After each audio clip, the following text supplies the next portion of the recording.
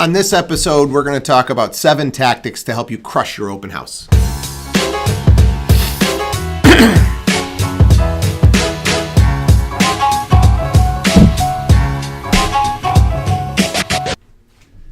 Hey everybody, welcome to this episode of Ask the Agent. April is right around the corner, typically open house month for realtors out there, and just want to talk about some tactics that can help you to crush your next open house.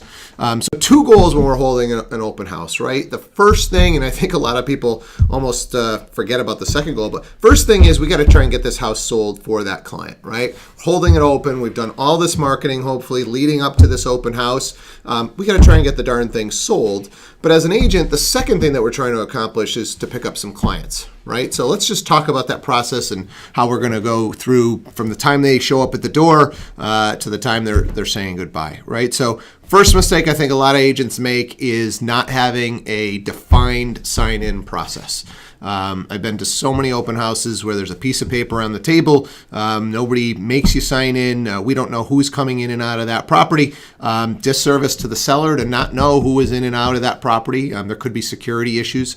So you really got to have a sign-in process. A lot of times, especially for a busy open house, it's going to take you 2 or maybe even 3 people to accomplish this. Maybe somebody's got to be at the door, whether it's on paper or it's a digital using a software like Open Home Pro or something. But we've got to get the people to sign in. And as an agent, we want to know if there's representation.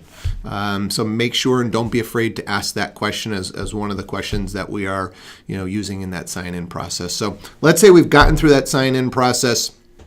We are now, getting them into the property. We should have some sort of information about the property. It shouldn't just be stored up in your head. And a lot of times I feel like agents are even short of that, especially if it's an agent covering for somebody else. They haven't even taken the time to go through the property and understand the fuel source, the heating type, etc. So A, you got to know the property yourself, and B, have some information about the property.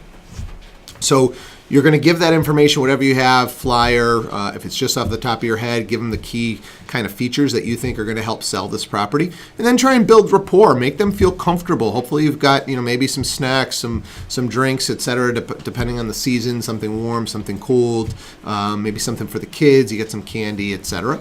So make them feel comfortable while they're at that open house, building that rapport, getting the information. As they're starting to kind of finish up, the important thing from a seller's perspective and for you as the agent is we've got to get some feedback, right? Did you like the house? What didn't you like about it? What did you like about it, etc.?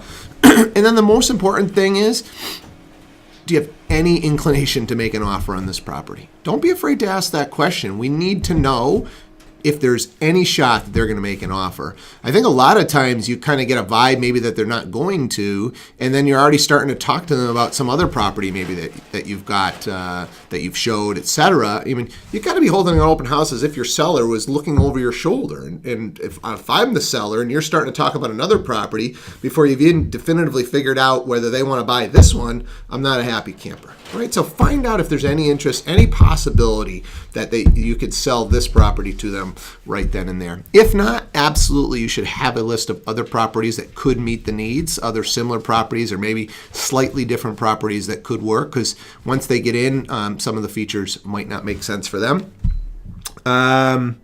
What did I have? The last thing, and this is definitely where a lot of the agents are going to drop off, and that's in the follow-up. This is where all the money is. I mean, literally sometimes on the ride home, you should be following up with anybody that didn't have representation, and then the people that did have representation, you should be following up with their agents. It's another piece of information that you should be obtaining at the beginning of that open house. So do the follow-up, and it should be multiple days, multiple medias. You should be texting, you should be emailing, you should be calling, whatever you can do to try and get in touch with that person, to find out if we can move forward with some sort of an offer, and if not, and they're unrepresented, is there some way that you could help serve them in the future? So hopefully you've picked up a couple of tactics that you can implement this open house season, and we'll see you guys next week.